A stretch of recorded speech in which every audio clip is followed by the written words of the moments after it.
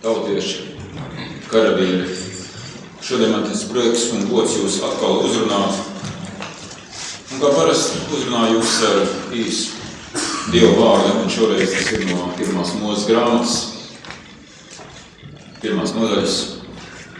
Tas saka šādi: Dievs tas kungs ņēma cilvēku un ielika viņu ēdenes dārzā, lai viņš to koptu un sargātu.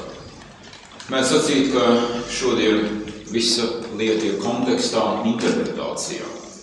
Mēs varētu šo Dievu vārdu mūsdienīgot šādi. Dievs tas kungs ņēma latvieti, deva viņam skaistu dzimteni pie Baltijas jūras, lai viņš to koptu un sargātu, daidot un darīt par latvisku lietu.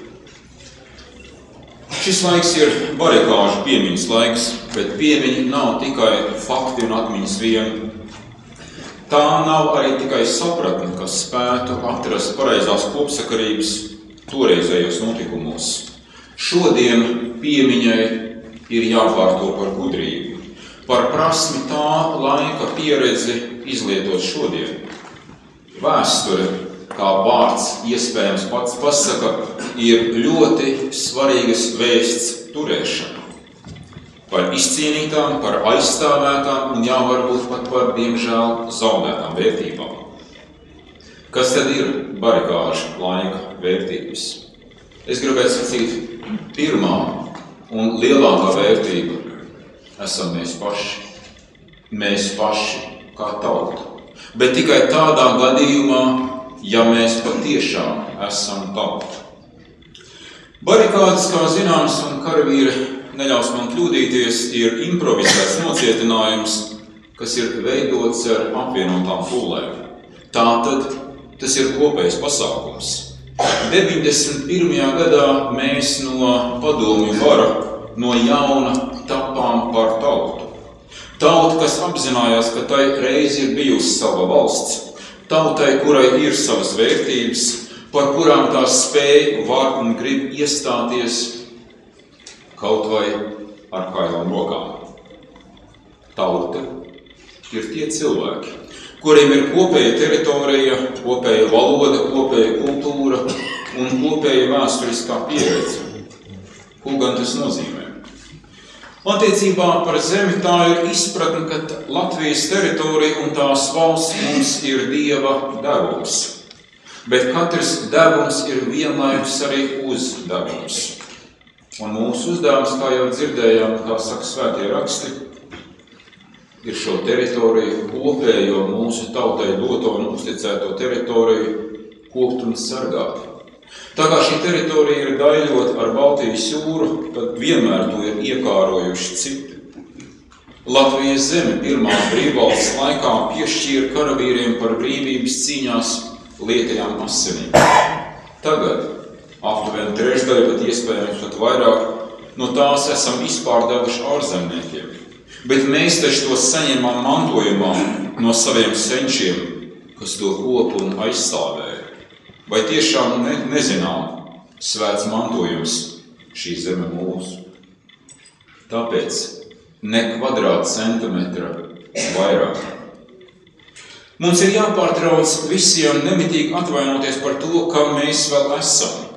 Latvija ir vienīgā vieta pasaulē, kuru latvieši var saukt par savām mājām, kas latviešiem ir viņu dzimtene. Tas nozīmē, ka te ir beidzot jāpārto par vietu, no kurienes latviešiem negribas braukt projām, un aizbraukušiem mācībās, peļņā vai tikai ekskursijā gribas drīzāk atpakaļ. Vienīgi Latvijā latviešu tauta spēj attīstīties pilnvērtīgi kā nācija, jo Latvijas valsts esības jēga ir taču nodrošināt Latviju kā tās pamatnācijas esību un uzturēšanu. Katrai tautai savā zemē ir tiesības uz pašnoteikšanos. Tas nozīmē, ka pamatnācijai ir jābūt reāli spējīgai kontrolēt, kas notiek ar tās teritoriju, valodu, kultūru, vēsturisko pieredzi.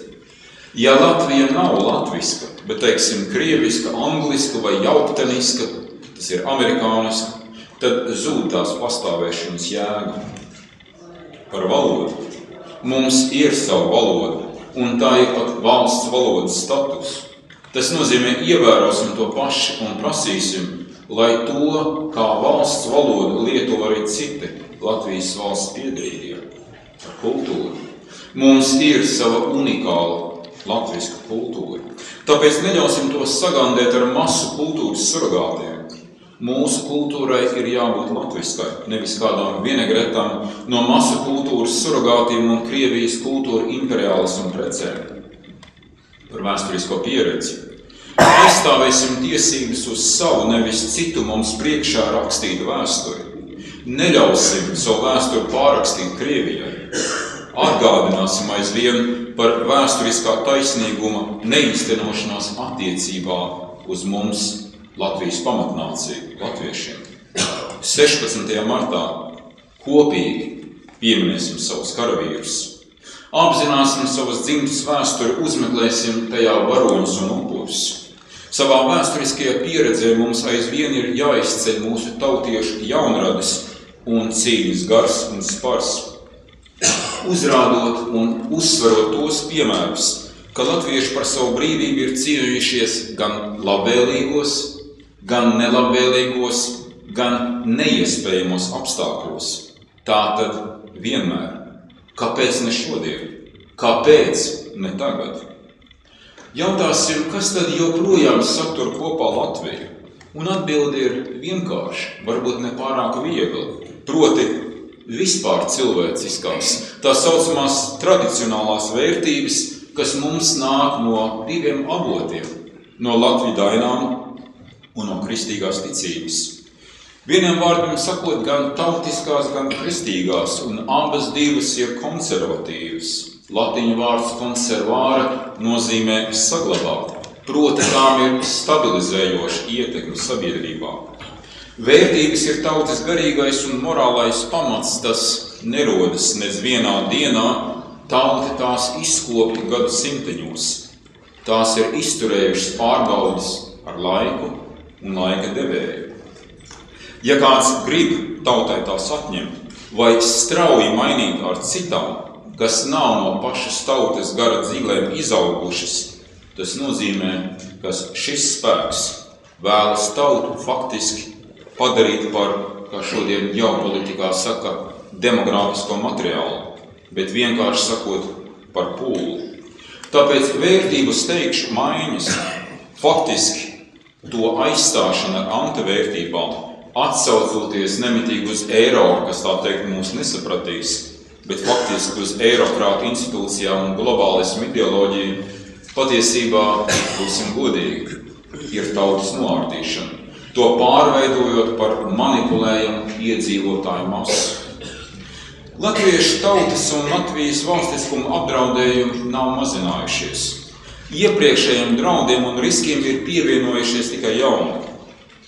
Imperialistiskiem kaimiņu valsts tīkojumiem nākuši klāt globālismam raksturīgā tradicionālo vērtību un vispār cilvēcisko identitāšu noārtīšana.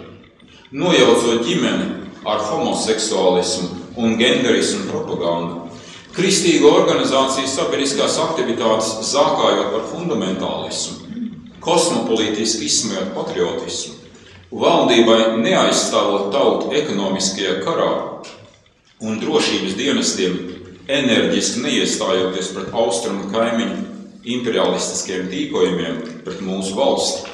Nav brīnums, kā tautieši bēg. Eiropas Savienība ar globālismu ideoloģiju un praksi izpos mūsu tautu. Krievija ar mīksto varu mūsu valsti. Mediji, politiķi, inteliģents un baznīca visbiežāk, diemžēl, izvēlas klusēt par to. Valdība nespēja un šķiet arī lāgā negrib iestāties par tautas interesēm un vērtībām, tā pazemojoši pakļaujas ārējiem spiedienam. Nebrīnīsimies, ka cilvēki bēg. Tauta bēg ārēji un iekšēji, ārēji ekonomiskajā trimdā, iekšēji depresijā, apātijā, tā jūtas valsts priekšstāvju pievilta savā kolektīvajā pašcīņā, proti patriotismā. Jā, mums nav militāra spēka, ar ko cīnīties pret visu to, bet mums ir kaut kas stiprāks. Mums ir tauta. Tas ir mēs paši. Tauta, kas apzinās savas vērtības, kurai ir sava augsta pašcieņa, kas mīl savu tēvzemi, ir spējīgi ne tikai izveidot savu valsti, kā mēs reiz 18. gadā, bet arī to efektīvi kontrolēt un vadīt. Mēs tādi vēl vai vairs neesam. Mums šajā brīdī, šajos gados ir kardināla izvēle. Vai tādiem no jauna tapt, celties jaunai, vienalga 4. vai 5. vai kurai atmodai, vai arī iznīkt, tikt globālismu samaltiem. Tas nozīmē, ka globalizētajā pasaulē mums jāspēj ne tikai izdzīvot, mums jāspēj, jāprot arī uzplaukt. Vispār zinām ir atziņa, ka var uzvarēt armiju, bet nevar uzvarēt tautu. Bet ar prasmīgām politu manipulācijām, kā redzam, to var pārvērst par pūli, izvilinot, izviļot tai vērtības, kas to vieno, un padarīt to par īdošu, cērpjamu aunu baru, par nedomājošu, rāku un pašapmierinātāju patērētāju masu, kā to redzam Eiropā.